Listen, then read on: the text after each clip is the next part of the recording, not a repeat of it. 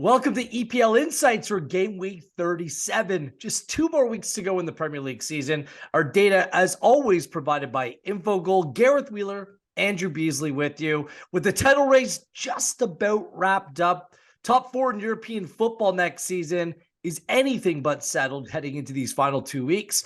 Southampton, they're done, they're finished, they're going down, and 4 teams fighting to stay out of the drop. So plenty to dig into on this week's podcast. Coming off a good week, 5 right for me, a push, 3 at plus numbers, including 3 1-1 on our feature 5. We'll roll through our feature 5 this week and head into rapid fire for the remaining 5 games as well. Are you biting your nails right now if you're one of those sides? The 4 teams that are trying to stay out of the drop right now, it seems like some of these teams are taking a step forward, while others are just still spinning their tires at this late stage of the season. Yeah, it's getting very difficult to see Leicester getting out of it, particularly as they've got to go to Newcastle, a game we will talk about briefly towards the end of the show.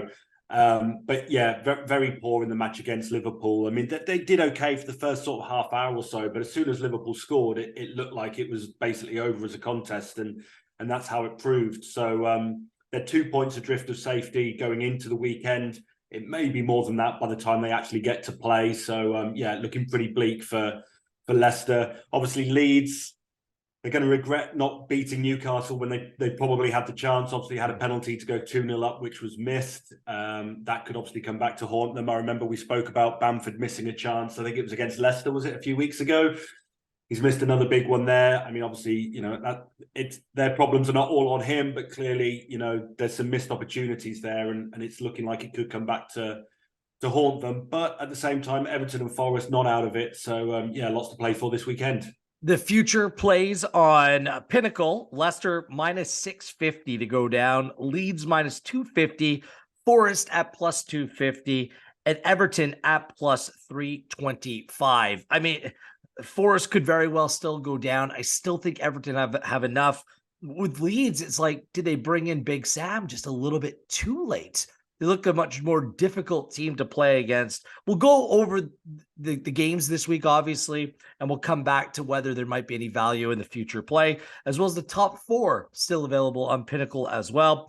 Manchester United minus 600 to finish in the top 4. Newcastle minus 400. And Liverpool continue on this fantastic run, plus 150. But again, things may be just a little bit too late. Interestingly, we're recording this podcast on Wednesday this week.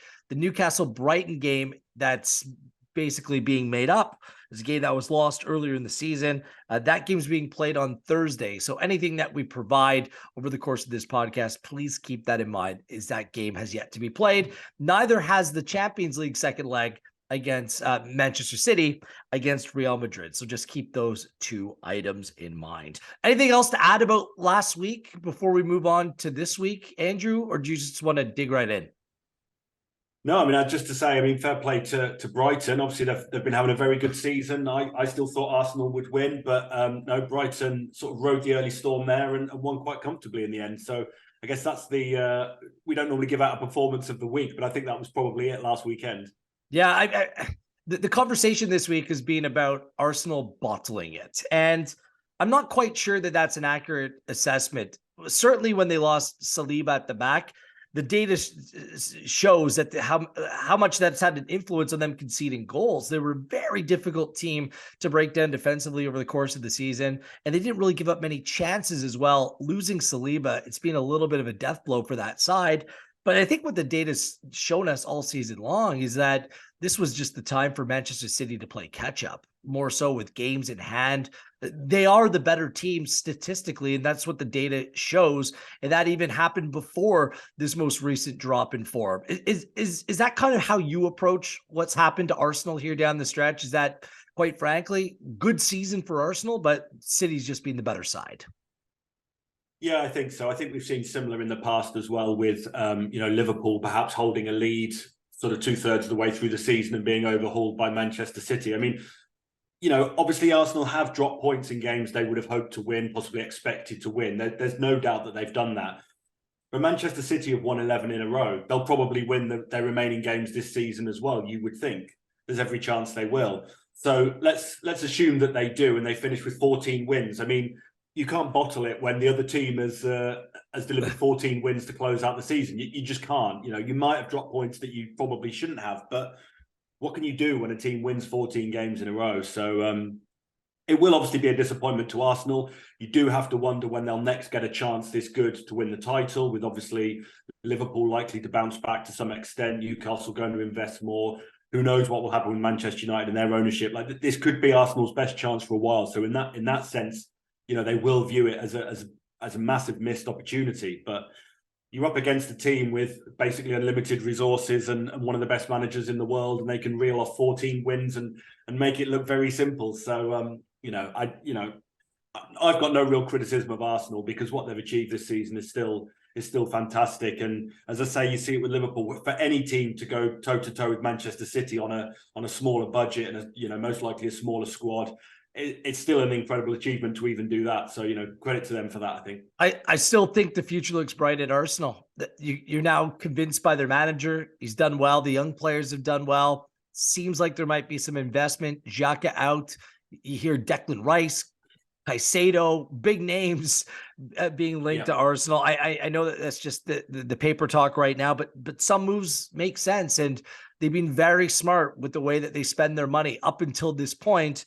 And will this time be the time, seeing, kind of the light at the end of the tunnel to potentially lead to success, whether or not this is the time to spend. So that will all be determined in the summer months, but still mathematically still in the title race, and we'll deal with their game against Forest in just a few moments' time.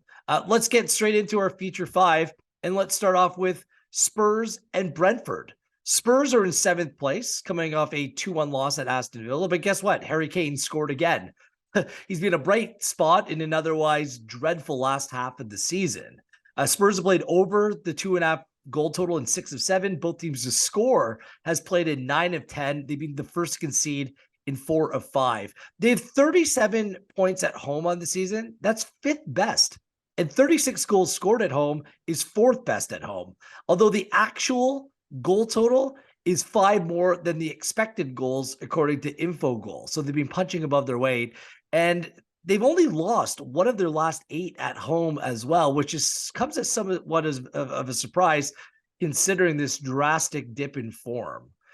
They played 9th place Brentford. It's been a good season. They're only 4 points back of Spurs. So a win this weekend and a potential result on the final weekend, they could leapfrog them in the table. They're coming off a 2-0 win, I should say, over West Ham. Ivan Toney didn't play. It sounds like he may be able to go this weekend, is that the injury was just minor. Brentford haven't been free-flowing in terms of their goal scoring, under 2.5 and 5 of 6. They've only picked up 19 points from 18 games away from home, which isn't great. Just 4 away wins on the season and only 20 goals scored over those games. But those 20 goals scored away, that's 5 fewer than their expected goals and what it shows on Infogol. Head-to-head, Spurs haven't lost in 4 to Brentford. They played to a 2-2 draw in December, where Brentford went up 2-0 early and Spurs punch back. The XG was in Brentford's favor, 2.36 to 1.05 in that game. So what do you make of this? The Spurs have been decent enough at home, Andrew, and Brentford, their rise to the table this season, a lot of their success has come at home as well, not away from home. Does that skew you to lean to Spurs here? Or is Brentford at a good number, plus 296, simply too good to pass up on? Possibly. I mean, the data probably sides with Tottenham. As you say, very good record at home. If you look at their underlying results, it's 15 wins, 1 draw, 2 defeats on the expected goals. But I'm just not sure you can trust Tottenham to get the job done, particularly against a good team. As you say, probably better at home than away. But clearly, Brentford, very well drilled, know what they're doing. Tottenham at times, a little bit all over the place. I think, it's something we're going to mention quite a lot, I guess, during this show. Newcastle play Brighton on Thursday night. We don't know the result of that as we're recording. But let's say if Brighton were to win, well, that pretty much ends Tottenham's season as finishing 7th at best. Brentford don't have much to play for either, beyond trying to be the best team in West London with their little sort of mini battle with Fulham there. So I really don't know which way this one's going to go. What I would say, Both teams have scored in 9 of Spurs' last 10 games. And Brentford are low in the away table for over 2.5 goals, but it has happened quite a lot when they've been away at top half sides. So I was looking at both teams to score an over 2.5 goals, which is plus 117. You're smiling. I'm not sure if you've thought that as well, but as you say, it was 2-2 earlier in the season. I think this is one that could be a similar sort of game, but very difficult to call in which way it will actually end. Yeah, that was the one that I had circled as well. Over 2.5 goals, and both teams to score at plus 117. We documented every week how frail Spurs are at the back, and although Brentford hasn't been scoring goals, they've been decent enough in terms of the chances that they've been able to create on the balance. Yes, the trip to Anfield a couple of weeks ago didn't come off, but Anfield's just about as tough as it gets to go away from home in the Premier League. I think context counts here. I think Spurs, based on the way that the season has gone, I think they're going to come out and try to attack at home. I was kind of looking at Spurs over their goal total at 1.5 at minus 116, but you get more juice. I don't trust Spurs to keep a clean sheet in this game. Brentford's had a good season as well. I think they can play this very competitive. I was thinking about Brentford on the handicap, but I'm not going to stay away from it. I think you kind of convinced me here with the plus 117, both teams to score and over the 2.5 goal total. I think I'm fine with that. Yeah, I agree. I don't think your shout for Tottenham scoring twice is a bad one by any means. But as you say, Brentford, they've actually scored quite a lot of goals. I was just looking. I didn't sort of realise they're 7th top scorers in the Premier League, ahead of Manchester United, for instance, ahead of Villa, teams that are above them in the table. Again, probably stronger at home than away, but even so, they've got a goal threat. And if Tony comes back in, I mean, he's been in great form lately in performance terms, if not as much goals, but he's been playing really well. So, yeah, I just see a few goals and we'll see which way it lands, really. Yeah, and I think we're both aligned. Just stay away from the result here. I'm not quite sure which way this one may spin. Let's move on to Anfield this weekend. It's 5th place Liverpool taking on 8th place Aston Villa. Another really good game this weekend I'm looking forward to. Liverpool won 7 in a row, and over that span, 20 goals scored and just 7 conceded. And they haven't conceded in their last 3 games overall. They're on 65 points, just 1 point back of the 2 Uniteds, understanding that Newcastle United plays Thursday. We're not sure at the time of recording what that result may be, but they played a game more than both. Well, Manchester United, Newcastle United, obviously they'll be level after the Thursday game.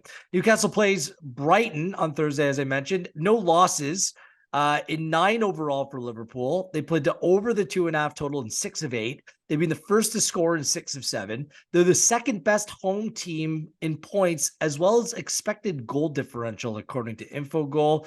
And they just suffered that 1 loss at home all season long. 8th place Aston Villa. They beat Spurs last week 2-1 to get back on track. And they're level on points with Spurs on 57. No clean sheet in 3 for Villa. They played to under 2.5 in 4 of 5. And they have the 8th most away points of the season. Head-to-head, it was a 3-1 Liverpool win earlier this season. Liverpool beat Villa 5 straight times. Villa haven't had a clean sheet in 7 against Liverpool, and they played over the 2.5 goal total in 5 of 6. Both teams to score in 5 of 6. So what do you make of this one? Like, Liverpool have looked nearly flawless. They still do have some injuries in this team, but it's not affecting them. They've been a much better version of themselves over recent weeks, especially at home. So does that trend continue against an Aston Villa team that continues to play competitive football week in, week out? Yeah, I think it can do. The Liverpool lineup has been very erratic across the season as a whole, but it seems to have settled down now with Konate and Van Dijk together at centre-back. Curtis Jones doing really well in midfield, longest stretch of starts he's had in his Liverpool career. So the lineup has basically settled down, and they are playing pretty well. It was a strange game when these teams last met. I mean, the big chance scoreline last time was 7-4 to Liverpool. So although they won 3-1, I mean, it could really have been any outcome. I mean, that was the same big chance total as in the Newcastle Man City 3-3 draw. So although Liverpool won 3-1, could easily have ended with any kind of scoreline, really. But obviously, they're a lot better at home than they are away. They rarely give up more than 1 expected goal in a home game. And when you look at Villa in similar sort of away games, they had 0.47 XG at United, 0.73 at Chelsea, although they did win that game 2-0, 0.25 at Man City. So they do struggle to create chances away from home in games of sort of broadly similar standing to this one. In theory, according to the data, Liverpool are a value selection, but their price at -198 just isn't really worth looking at. One interesting thing, though, I mean, they beat Manchester United 7-0. I have to mention that in case it's my last time on the podcast this season. But they've played Thanks, Andrew. Thank you. Yes, had to get that in one last time.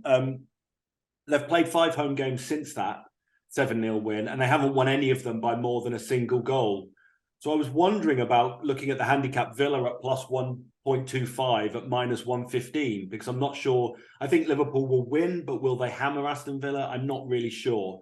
But yeah, difficult one to call. 5 of the last 6, again, you mentioned it for Tottenham, both teams to score in over 2.5. That's occurred in 5 of the last 6. That's +107, so that might be worth a look in case it's sort of 2-1 Liverpool, something like that. But I think this will be a close one because Liverpool are playing well at home, but they're not blowing teams away. And obviously Villa have been one of the better teams recently. Yeah, this one's a really tough one for me. I landed on a half play, not even a full play, a half play. Aston Villa on the handicap +1.25.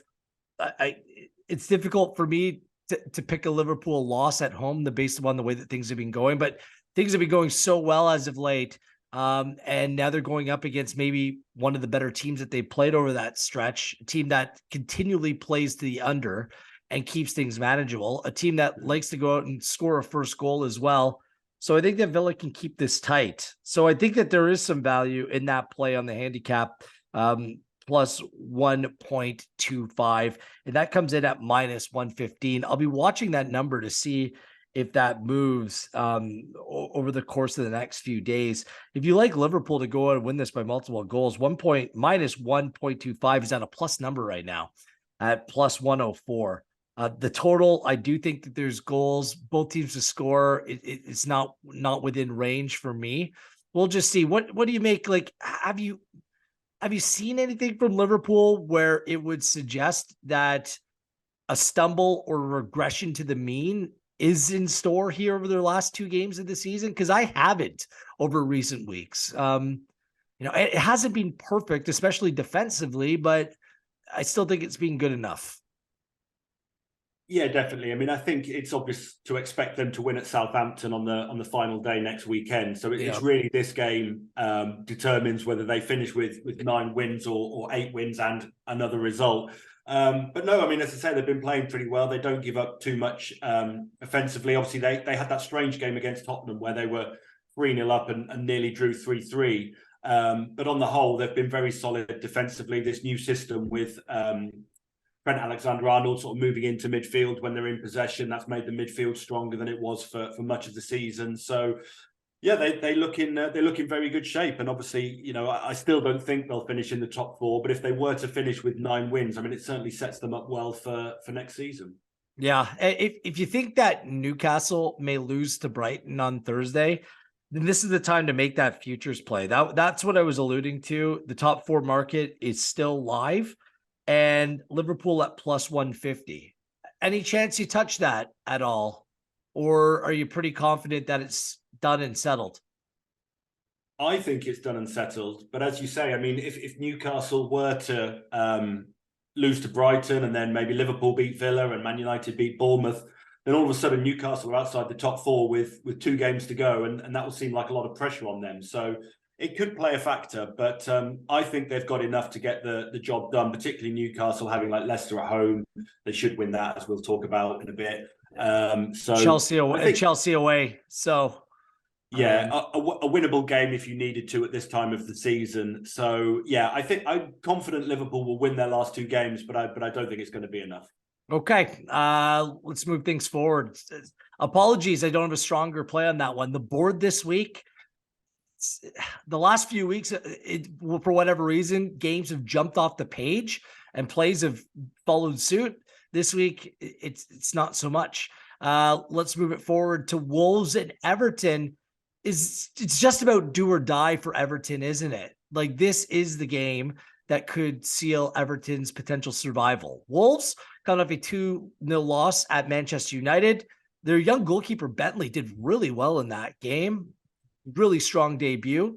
Wolves have played to under 2.5 in 6 of 8. They're 10th in home points, but just 18 goals scored in 18 home games. And their expected goals against is 7 more than the actual goals conceded. So they've rode their luck to a certain degree. They won at home, I should say, over the course of their last 4 games without conceding as well. So the home form has really improved under Lopetegui here at the end of the season. Everton, a 3-0 loss to Manchester City last time out. They're 1 point better than Leeds, 2 points better than Leicester.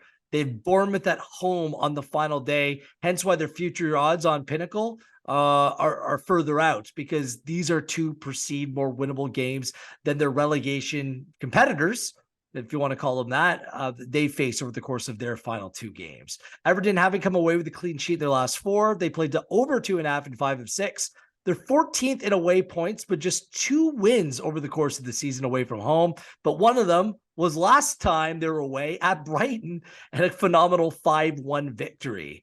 And they haven't lost away now in their last 3 games. Head-to-head, it was a 2-1 final at Goodison Park in Wolves' favor. Wolves 3 wins in a row over Everton, and they played to over 2.5 in 7 of 9. So Wolves are being good at home. Everton have shown some signs of life. I mean, there's nothing wrong with losing to Man City. It was a predictable loss last time out, but that Brighton away win, that kind of stands out, doesn't it? And you just wonder whether that superior away form can carry over into a game that against a team that's stubborn, but has been showing some really good, solid play at home over recent weeks. So what do you make of this one, Andrew?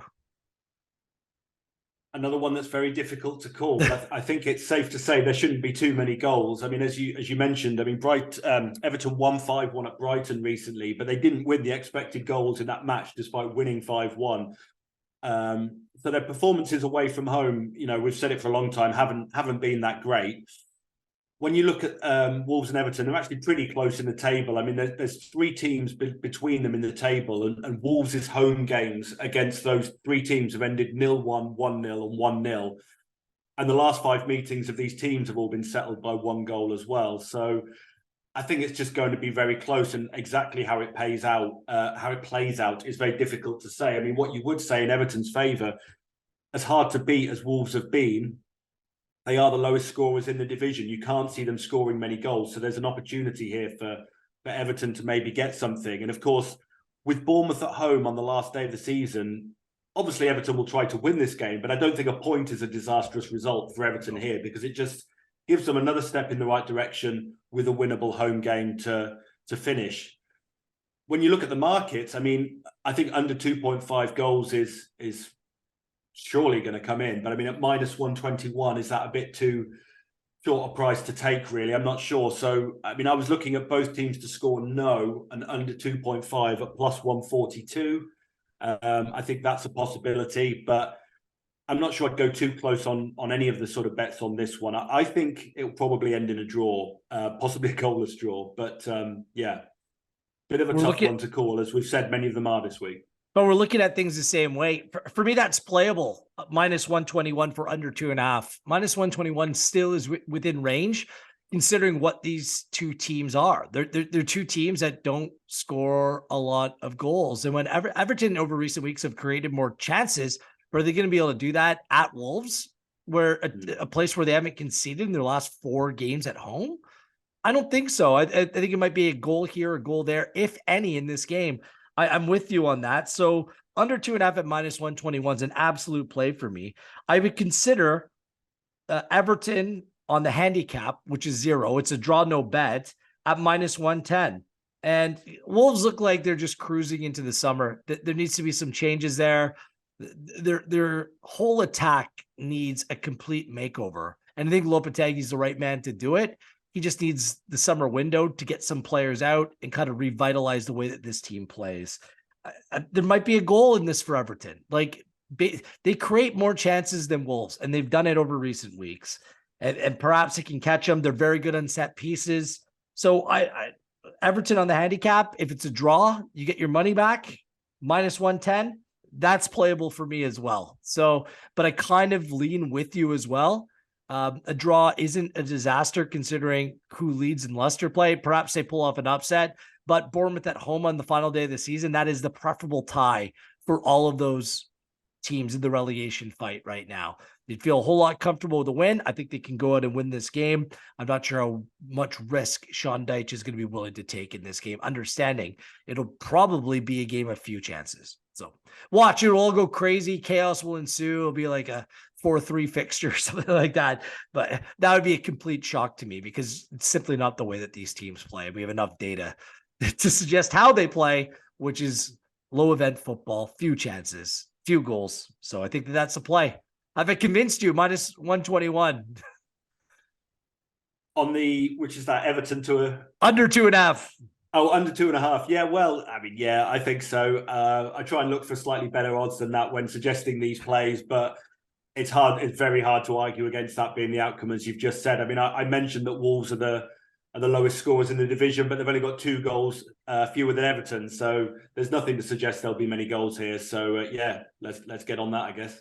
All right. Next up, it's Nottingham Forest and Arsenal. Forest went from 1-0 up to playing to a 2-2 draw at Chelsea. It's a big point for them as it puts them on 34 points and 16th. That's 2 better than Everton. Might be okay as is on 34 points. We'll see, but a win would certainly keep them up. They're at Palace in the final game of the season as well. Forest, no clean sheet in their last 15 games. They've gone over 2.5 in 5 of 5. Both teams' scores come through in 5 of 5. They're 12th in home points on the season with 27. This is why they're in a position to stay up, because they've been a decent home side. 26 goals scored and 24 against. However, their expected goals against, according to Infogol, 34.7 at home, is the worst in the entire Premier League. Arsenal, a 3-0 loss at home to Brighton. It was deflating, wasn't it? And they're 4 points back in Manchester City. They can finish on a maximum of 87 points, and City are on 85 with 3 games to go. So that's the scenario. It's bleak at best for Arsenal here. They've dropped points in 5 of their last 7 games.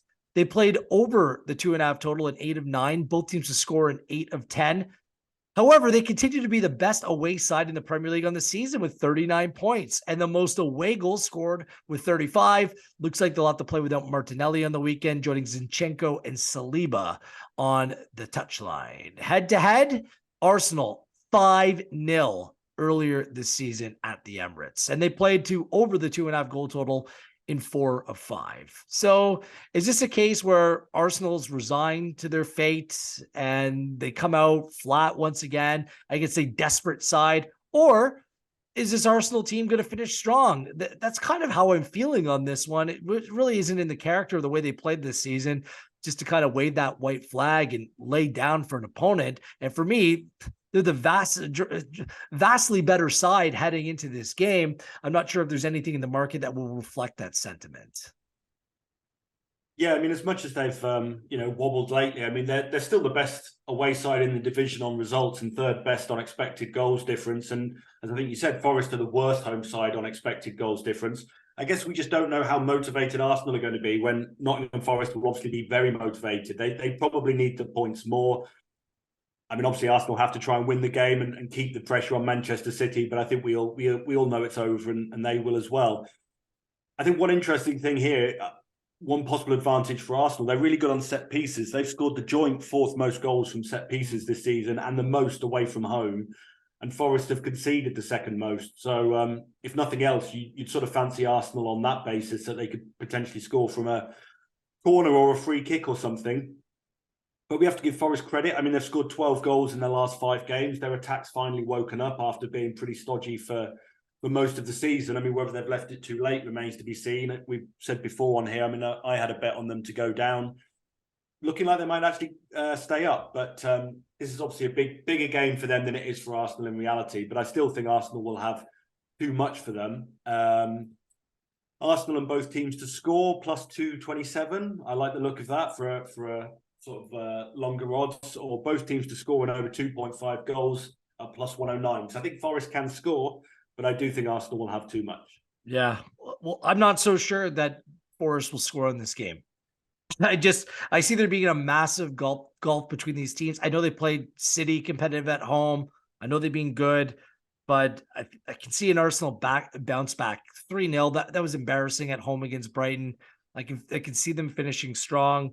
The one I like is over the goal total of 3. And maybe that suggests that your both teams to score might come through. But if there's a weakness in both these sides over recent weeks, it's defensively for both. So I don't love betting on when the total is up to 3, but I think that these are two teams that you can justify it. Again, no clean sheet for Forest in 15, over the total of 2.5 and 5 of 5. Both teams to score in 5 of 5. Arsenal over 2.5 in 8 of 9. Both teams to score in 8 of 10. So over 3 at minus 104 would be my play here. It seems like Arsenal might be a little bit short. Arsenal to win this game at minus 167. I mean, it's not a number that I would touch, but I'm watching that as well because I'm guessing the markets will reflect that people will bet on the kind of more desperate nature of a team in a relegation hunt rather than Arsenal trying to finish the season strong. So something that I'll keep an eye on in the coming days to see if that number shifts out. If it comes off minus 1 in terms of the handicap in favor of Arsenal, I'm making a play. If it goes to like minus 0.75, I'm making a play on Arsenal to cover that handicap. I think they can go on and potentially win this game by a couple goals, but I'm more confident on the overall goal total in this game. So is that predictable to you that there'd be Forest backers? I mean, they've been good at home and the context of what this game means for them. Does that make sense to you? Yeah, as we say, I mean, there's more on it for them than there is for Arsenal in reality. And I think actually looking at the recent results, your goals play probably makes sense. I mean, you go back through Forest's last 5 games, it's 2-2, 4-3, 2-1, 3-1, 3-2. And again, Arsenal's aways, all right, 4-1 at City. It's probably not going to be 4-1 Forest, but 2-2 at West Ham, 2-2 at Liverpool, 2-2 at Sporting in the Europa League, 3-0 at Fulham. So a lot of goals in the games for both of these. Like you, I'm always a bit wary when it's over 3, but the recent form of the teams, it could well be 4 goals or more here. Yeah. Let's move on.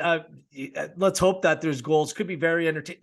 Forest have played some entertaining football over recent weeks and deserve a lot of credit for trying to play the best version of themselves. They're never going to be a lockdown team. They're never going to be a good defensive team, but they managed to score enough goals to give them a real chance of survival here. The final game of our feature 5 of the weekend, it's Manchester City and Chelsea. City, of course, the caveat, are playing their Champions League semifinal second leg against Real Madrid on Wednesday after this is recorded. But City did beat Everton last weekend. 3-0 was the final. And heading into that Champions League fixture, they haven't lost a game in 22. That's just wild. The mathematics are simple here. They go on and win this game on the weekend. The title is theirs. And they're 16-1-1 at home over the course of the Premier League season. 59 goals scored, 17 against. 17 is the 4th fewest goals conceded, but 59, it's the best in terms of goals scored by 11 over anyone else. And their 29.4 expected goal differential, that's the best by some margin in the Premier League too. Chelsea coming off a 2-2 home draw against Nottingham Forest. I mean, this team has so many injuries, like James, Chilwell, Cucurella, Koulibaly, add N'Golo Kante into the equation. Kovacic is banged up. Like, the question is who they'll play. And even at the back, Mendy came in for Kepa last weekend. It doesn't matter. This team cannot wait for the summer months to hit the reset button entirely and give some of these young players a chance and maybe come up with an identity and some roles for some of these players in this team. And maybe another proper manager as well would help immensely. They've been the first to concede in 4 of 5. Head-to-head, City have played Chelsea twice this season, beat them 4-0 in the FA Cup and 1-0 in the league. Both these key games came within a 1-week span right at the beginning of January. City have won their last 5 against Chelsea, having conceded a goal against Chelsea in their last 5. They played to under 2.5 in 5 of 6, and City have been the first to score in 5 of 5. I've been saying it for weeks. It's very difficult to back Chelsea here, but we do have that Champions League fixture on Wednesday. Does that come into your mindset at all? Because I mean, Pep Guardiola over the first leg, I don't think he made a change. So presumably he'll have fresh players and inspired players to go on and win the league this weekend. It's just a big week all around for Manchester City.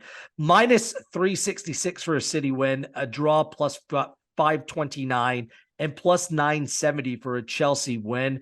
The goal total, or the totals for goals, is set at 3, the over at minus 116, the under at plus 102. Yeah, obviously, as we record this, it's hard to know how City will approach this because they're playing in the Champions League tonight. That could go to extra time and penalties, could be heading to the final, could suffer a demoralising defeat. Obviously, as well, if Nottingham Forest were to beat Arsenal, the game we just spoke about, then Manchester City will be champions even before this game kicks off. So they might have played for 2 hours tonight. They might have already won the league. How do they then approach this game? I mean, you'd still obviously expect them to win, such as their quality and the problems Chelsea have. But as we sit here now, there's a lot of sort of extra context to go into this game that we don't know about.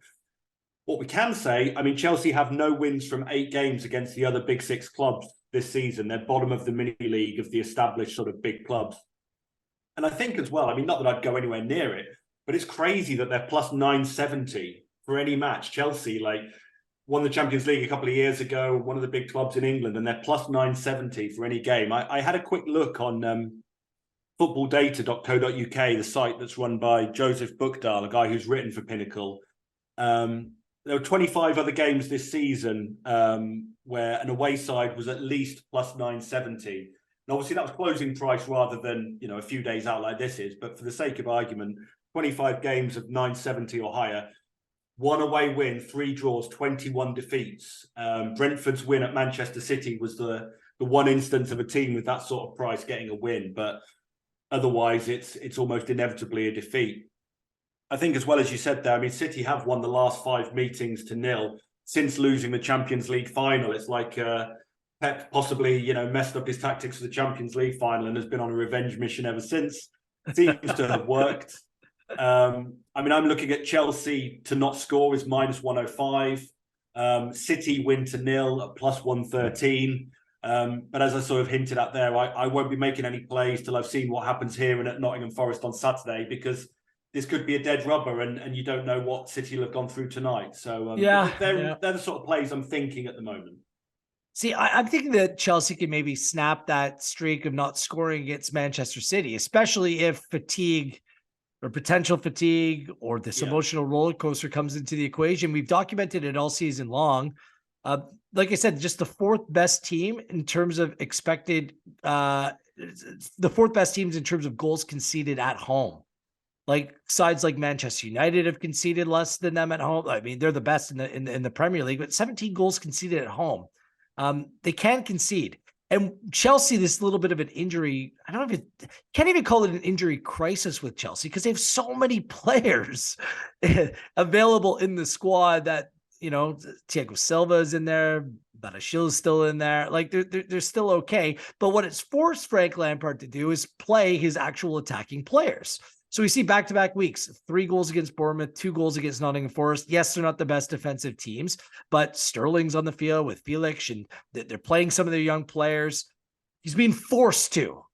And I think that both teams to score at plus 103, you can make the case. Even if City are running away with it, potentially they score a goal. These clinching games for Manchester City over recent years haven't come easy either. Think Aston Villa. Go back in recent years, these games that City go on and clinch it, they're oftentimes not straightforward. So perhaps Chelsea can cause them some issues at the back if fatigue comes into play. I'm thinking about that. Both teams to score at plus 103. Perhaps Chelsea scores early, then City responds with 3 goals of their own. I do think that there's goals in this game, despite the current trend between these teams. I was even thinking City over their goal total at 2.5 at plus 109. Because Chelsea are that bad defensively right now. So I'm kind of 2 minds there. I know that the trend doesn't suggest I should be playing both teams to score here, but just looking at who's available and what Frank Lampard may be forced to do. His team didn't play since last weekend either. So and what the Champions League might mean for City, that might be a good play up at a plus number, both teams to score. I don't know. Have I convinced you to come over to the dark side, Andrew, or are you thinking that maybe both teams to score no is a play? Because I actually looked at that and considered that as a play as well. Yeah, possibly. I mean, you mentioned that City have conceded 17 at home. Chelsea have only scored 17 away in 17 games. So they're sort of a goal a game team. But sort of something else you mentioned, though. I mean, you look at some of City's recent results, 2-1 against Leeds scoring in the 85th minute, 4-1 Arsenal 86th minute, 3-1 Leicester 75th minute. It's like City could easily go 2 or 3 goals up and then just ease off and Chelsea get one, particularly with the quality they have. I'm certainly not ruling that out. I just, if we assume that City have to win this game, then I think they will do so quite comfortably. But it's not beyond them to let in a late sort of consolation goal, as we've seen from the games I just said there. I mean, it could look a lot like the Arsenal 3-1 from a couple weeks back, where I was on Arsenal win to 0, and then Chelsea scored a late goal, and it was 3-1. It was completely against the run of play. It could play out something like that. So I'll stick with the full play, both teams to score, and hope that we see an attacking outfit from Frank Lampard. They still have Fernandes, they still have Gallagher, they still have Havertz. Like, they have players. We'll see what Chelsea side shows up. Just give me a goal. That's all I ask this weekend. Let's move on to rapid fire for the final 5 games that is of the weekend. Fulham and Crystal Palace. Fulham won this fixture, the reverse fixture, I should say, 3-0 back in December, and both are coming off 2-0 wins last week. Is there a play to be made, Fulham Palace? It's a difficult one to call. I mean, as you say, they did win 3-0 last time, but there were 2 red cards for Crystal Palace in that one. And Fulham and the overs has been the sort of mantra of this podcast, but Crystal Palace are one of the sort of teams for under 2.5. The data suggests that Palace are basically the value pick of the weekend, Palace to win. They're priced at plus 205, should maybe be more like 150. But they do have no away wins against teams above them in the table this season, which Fulham are. And it's one of those where it's just sort of 2 teams with nothing to play for. So how do you call it? Very mid-table clash. I mean, 10th versus 12th at the start of the weekend. But I am interested, maybe Palace on the handicap, possibly plus 0.25 at minus 123, or even at 0 at plus 118, I think it is when I looked earlier. Yeah, plus 118 for Palace, 0 on the handicap. But yeah, one of those end of season games that's very difficult to call. But as much as Palace don't play goal heavy games, I think this could probably be one just with the Fulham factor. Yeah, it's Palace on the handicap or nothing for me. Some concern about, I believe it's the hamstring of Wilfried Zaha, whether he'll be available. Jeffrey Schlupp is dealing with a little bit of injury. I know that Eze and other players, Elise played really well, but before I make a Palace play, I'd like to see if those 2 are fit enough to go. If they are, I'd be tempted. Same thing. I'd go up to the draw no bet for Palace in this game. But otherwise, I'm just going to stay away if the number doesn't look right. Bournemouth and Manchester United. United away from home has been an issue, but that's because they haven't beat anyone in the top 5 away from home on the season. Teams that are lower down in the table, it's been a different story because they still have the 5th most away points on the season. So Bournemouth, it looks like they're just cruising to the finish line here to end the season. And United need a win here. Does Manchester United's away form, or lack thereof, does that come into the equation in making a decision on this game? Yeah, I don't think so. I mean, as you say, that their problems, United's problems away from home have been against the top half sides. I mean, if you look at their record against the bottom half sides, I mean, they lost at West Ham recently.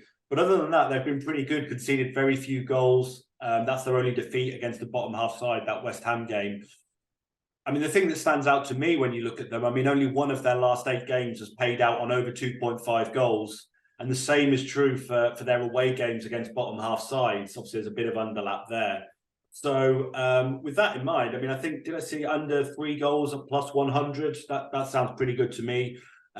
United sort of struggling to create chances. The only factor, I suppose, is if Bournemouth are just, they are sort of cruising to the finish line. They've earned the right to do that with their much better than most people expected season. I do think United will win. I'm sort of looking at Bournemouth plus 1.25 on the handicap at minus 119. They did hold Newcastle to a draw. They beat Liverpool. United have been poor on the road in a lot of games, as we've said. So I might be tempted by that, but I'm thinking unders on the goals just because that's been the way of it for United for quite a while now. Yeah, that's the play. Under this Manchester United team, where the last half of the season has been under almost every week.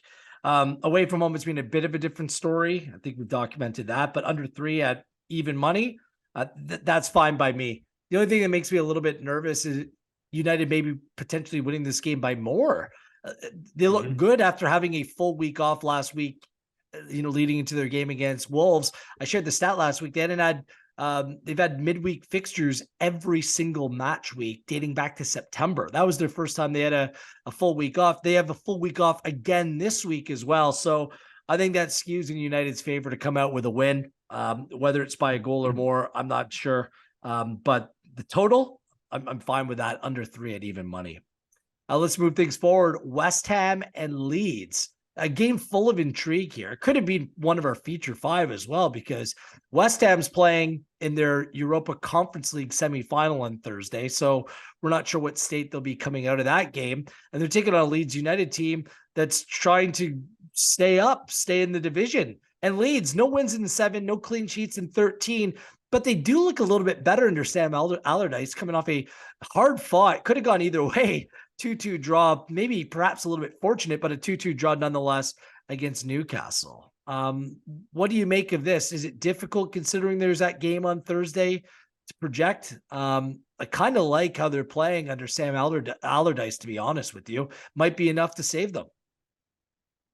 Yeah, definitely. I mean, I think I won't be going near this game until we see what happens on Thursday night. I mean, they're very strong favourites to get through. They're minus 279 to reach the final, but it was only 2-1 in the first leg. I mean, it could go to extra time and stuff like that. I think they're likely to rotate as well. You saw last weekend, they lost at Brentford. Guys like Downs, Lanzini, Cornet, Ings, they all started when they haven't generally. So it wouldn't surprise me if this was an understrength West Ham team on Sunday.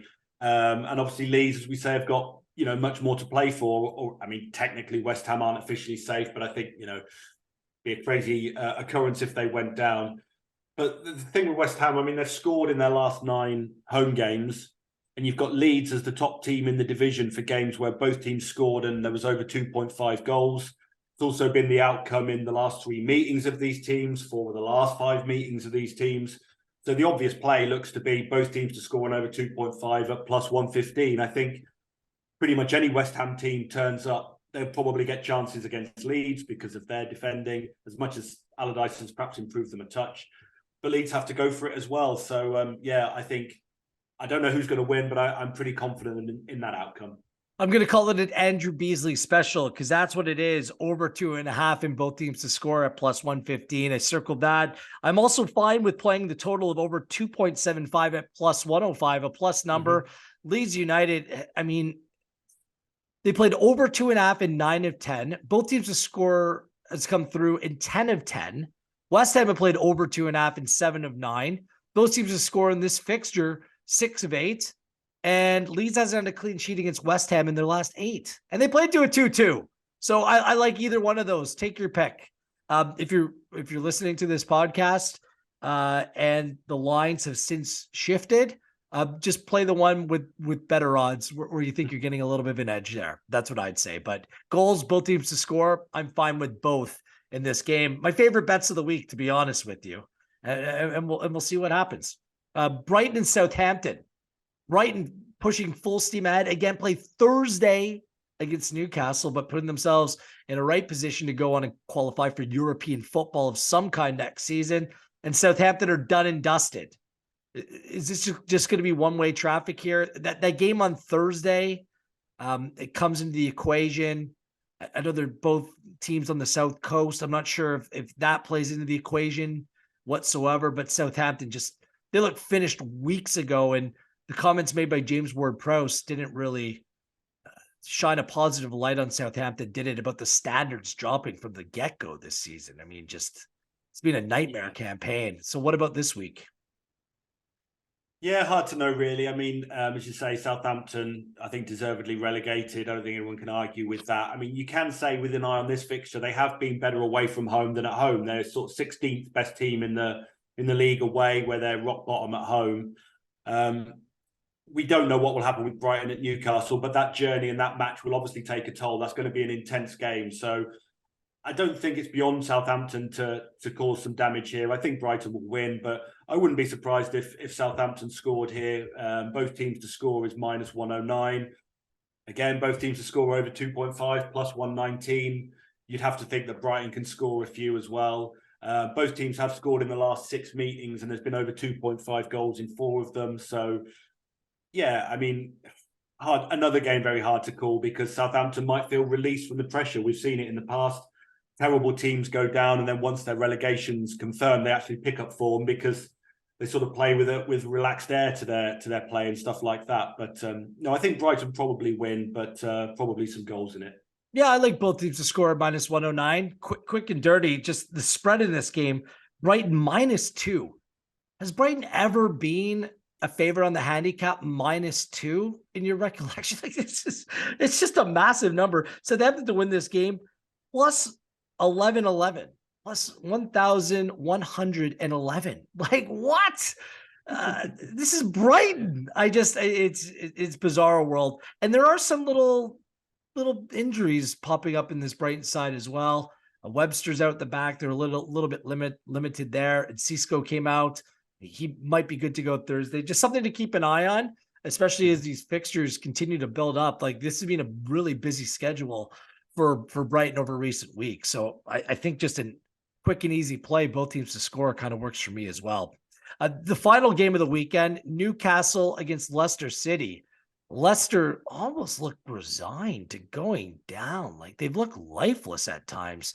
They love to concede. They've conceded and haven't kept a clean sheet in their last 17 games. And they're going to be taking on a Newcastle side. Win, lose, or draw on Thursday against Brighton. They still need to come up with a result in a game like this, especially playing at home at St. James's Park. Yeah, I think when you look at Leicester's season, I mean, it's pretty disgraceful, really. I mean, they have had some injuries and things like that, but they're estimated as having the 7th highest wage bill in the division, the best outside the highest outside the established big clubs. So there's no way they should be in this position. What you can say for them, I mean, apart from the Liverpool game, if you ignore that, their underlying performances have improved under Dean Smith, but they're just so fragile defensively. Even when they're not giving up many chances, they still look like they're going to concede. I think Everson's possibly a better goalkeeper than Danny Ward, but I mean, is he good enough and things like that? They're giving up these chances and stuff like that. I think we mentioned it earlier. I mean, obviously, Newcastle could potentially be outside the top 4 by the time this game starts. So there'll be a bit of pressure on them for that. And obviously, there's a lot of pressure on Leicester with their position. But all of that said, it's hard to look past a Newcastle win. Newcastle to win and over 2.5 goals is minus 106. That's the play that caught my eye. But who knows? I mean, we'll see what happens Thursday with the Brighton game and kind of go from there. But yeah, I mean, it's hard to look past a Newcastle win. It's just at minus 240. You need to add something onto that to give it a bit of juice. Another Andrew Beasley special. I'm just going to call it the Beasley bet. It's the both teams to score at over 2.5. Still, Leicester City, like, they have enough talent to score goals. Like, it's just, we keep on saying it, defensively, just an absolute nightmare. And by the way, Newcastle have been anything but assured defensively over recent weeks. No clean sheet in their last 8 heading into the Brighton match for Newcastle. They played to over 2.5 in 7 of 8, and both teams to score in 4 of 5. Leicester City just over 2.5 in 5 of 6. Both teams to score in 5 of 6. So that all leads me down that road. Over, both teams to score at a plus number at plus 109. So 2 teams where the game will really mean something for. And that game's going to be played on Monday. So some Monday Night Football. And we know how teams love to score goals on Mondays now in the Premier League. It's the new trend. I think we can all back it and get behind it. Anything else to add, Andrew, before we say goodbye for this week? No, I think that's it. I mean, as we've been saying throughout, really, a lot of tough games to call. So I think be careful with the bets this weekend. So much different priorities for different teams and things like that it's very difficult to call. But I think we've picked out some good selections. But difficult weekend, this one. I believe that's all for Andrew on EPL Insights this season. Thank you for all your hard work. I believe we'll have a Champions League betting blueprint upcoming as well. But first, vacation for the great Andrew Beasley this week. Go on and put your feet up. Enjoy the dog, enjoy the family, enjoy the time away, Andrew. And I'm sure you'll be keeping at least one eye on the football as well. Oh, 2 eyes on the football. Don't worry about that.